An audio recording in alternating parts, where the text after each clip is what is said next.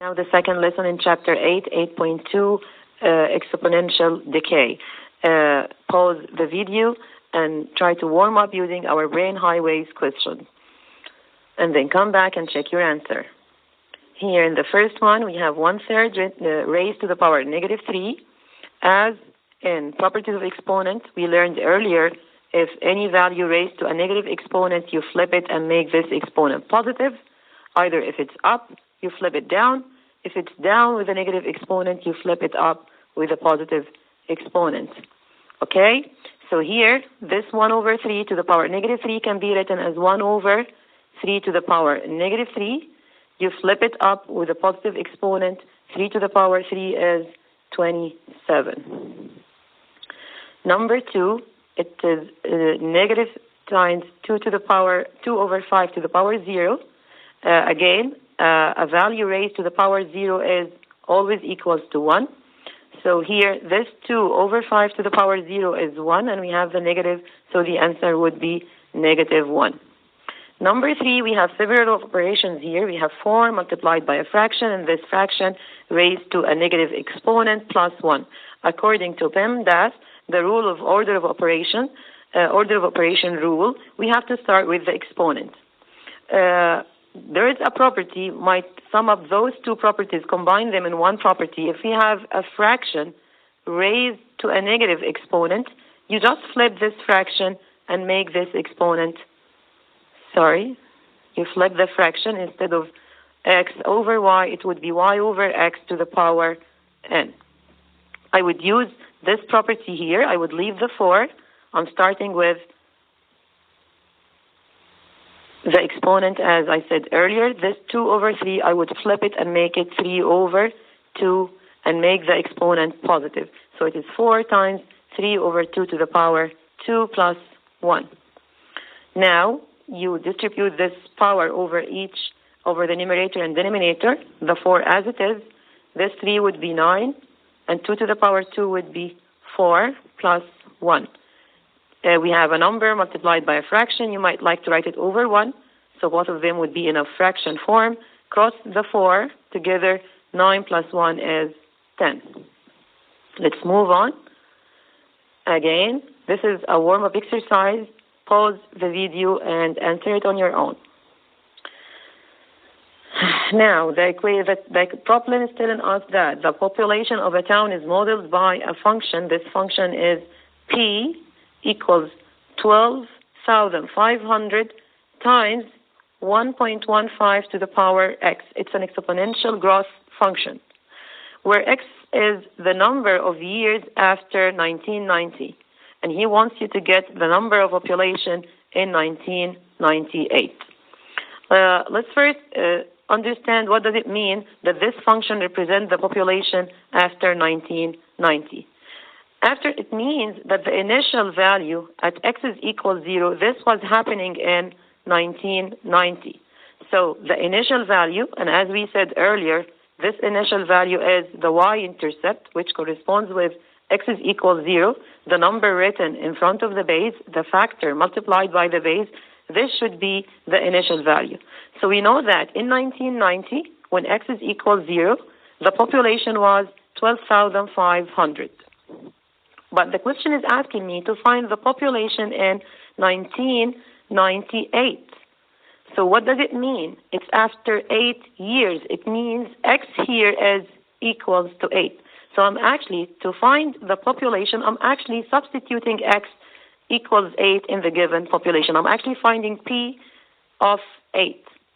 12,500 times 1.15 to the power 8. Use the calculator and calculate all this.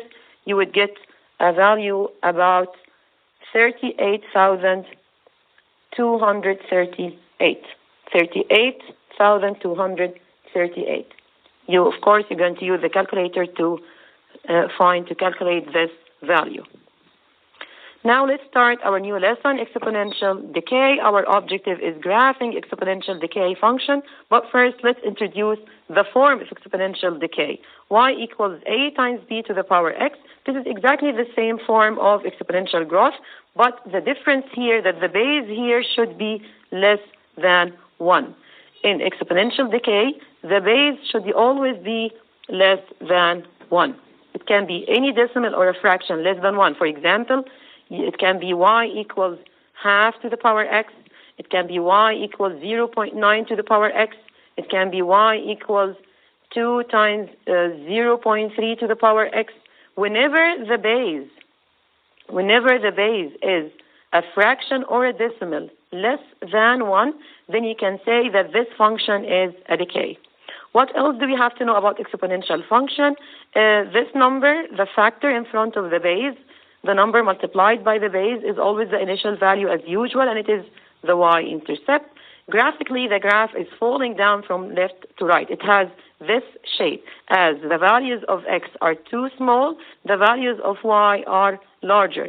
As the values of x are getting smaller, as the values of x are increasing, the values of y are getting smaller. As x increases, the y decreases until it gets very, very close to the x-axis here. As you can see, the values of y are getting very small, very tiny, and they are very close to the x-axis but never crosses it.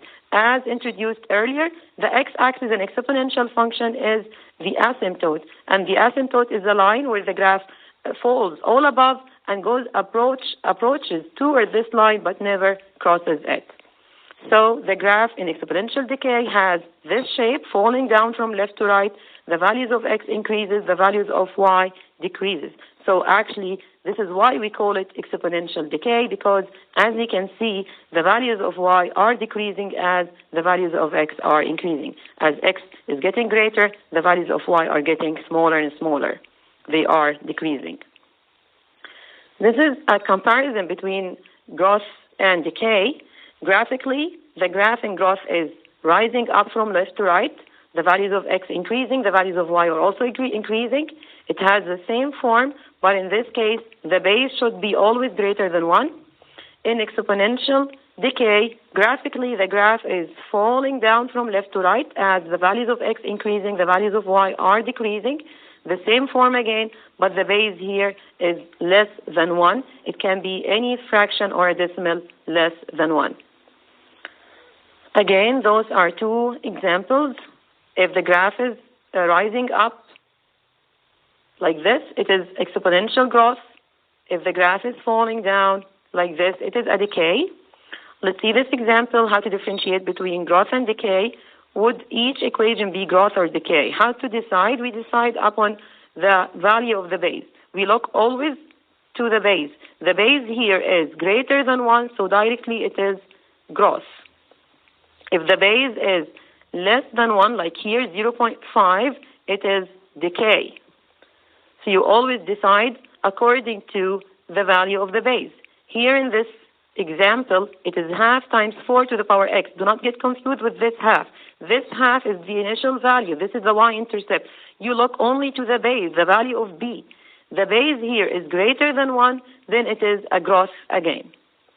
Here, 4 times half to the power x. Again, the base is half. It is less than 1. Any fraction or a decimal less than 1, then it is again a decay. Let's start our first example from your textbook. If you're following from the textbook, you can find it in page 419. It is required to graph the function y equals half to the power x. As usual, we start by constructing table of values, assume some several negative values. The 0 is very important point. This is the y-intercept, and several positive values. Putting in your mind that as the values of x are smaller, the values of y should be greater. Here, the negative 3 correspond with 8. And as the values of x, you increase them, negative 2, you move here to the right, the values of y are decreasing.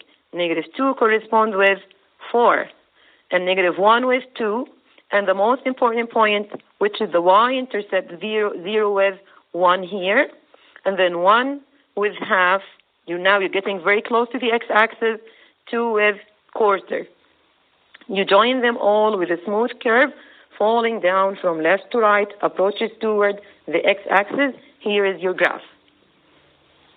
Let's see the next example, number 2. Before you graph, you have to put in your mind several points. that the y-intercept here would be the factor multiplied by half. This is the initial value, 3. So when x is equal 0, y would be 3. And then, as usual, as the values of x are smaller, the values of y are greater. As you increase the values of x, the values of y is going to be smaller and smaller.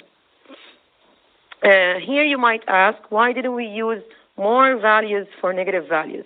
As you can see, when you raise a fraction to a negative value, you flip it and this make it bigger number.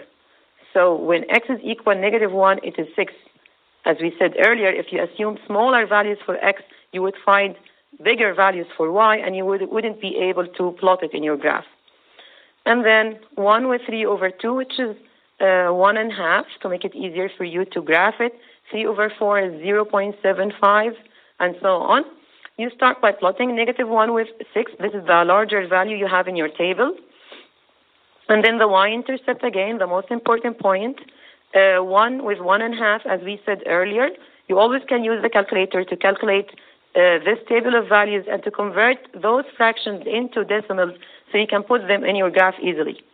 And then the 2 is 0.75, closer to the 1.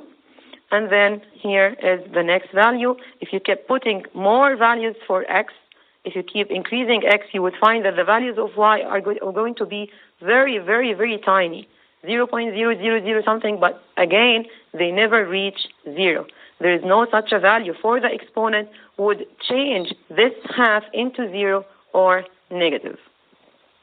And now, after plotting all the points, you join them with this smooth curve going along the x-axis.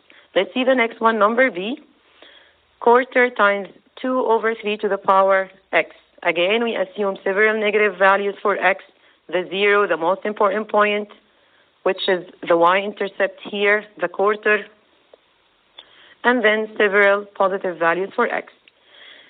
Again, in this particular example, you would find that it is a fraction multiplied by itself several times according to the x value, and then again multiplied by a fraction less than 1.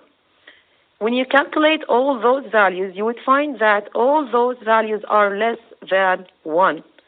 For example, when x is equal -2, and I'm not asking you to do it on your own, you just have to use the calculator, it is 9/16, which is in decimal 0.56. When x is -1, it is 3/8. As a decimal, again, it is 0.375. When x is 0, the y-intercept is quarter. We all know it is 0.25. 1/6 is about 0.17. 1/9, 0.11. As you can see, all those values are less than 1. So in such an example, you might use, or you should use actually, a scale different than we use usually. We usually put every block represent 1 unit. Here, since all the values are actually less than 1, so I'm using a different scale here. We use every 4 blocks represent 1 unit. 1 here after 4 blocks.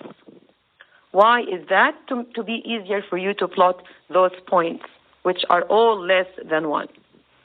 We started with a -2. As we said, it's 0.56. If this is 1, this should be 0.5, half the way between 0 and 1. -2 is 0, corresponding with y value 0.56. It's greater than 0.5 a little bit. And then -1, 0.375, below the 0.5, below the halfway. The y-intercept is quarter. It is exactly quarter the way from 0 to 1. It is 1 block out of 4. Here is the y-intercept. It is quarter, 1/4, 0.25. It is 1 out of 4 blocks. Quarter the way from 0 to 1. And then you can plot 1, which is 0.17. 2 corresponds with 0.11. Again, the values of x increases, the values of y are decreasing, and you can just join them with a smooth curve goes along the x-axis. Now it's your turn.